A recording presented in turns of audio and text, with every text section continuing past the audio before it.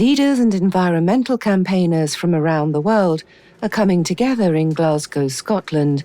They are attending the COP26 climate conference, which is created for countries to have discussions on climate change issues.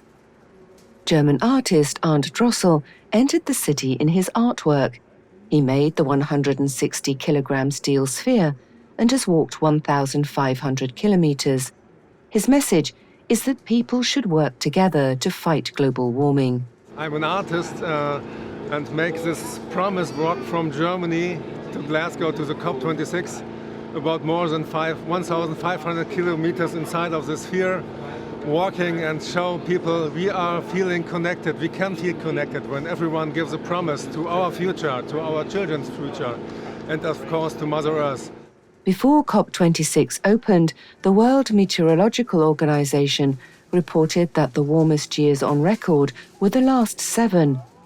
If we don't reduce global warming, we should expect more extreme weather events. On Drossel's 3-month journey, he spoke to everyone he met about being green, from children to community leaders. All around the world we have the same problems, but also the same chance when climate changing is, when we take care about our future.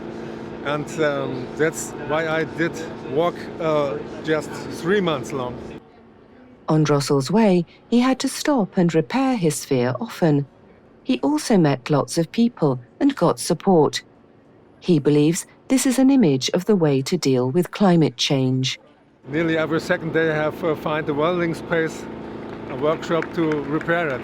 But that's how it is in life. We always have to take care and repair our own life situation and repair our nature and repair the contact with other people, because sometimes it's not so easy.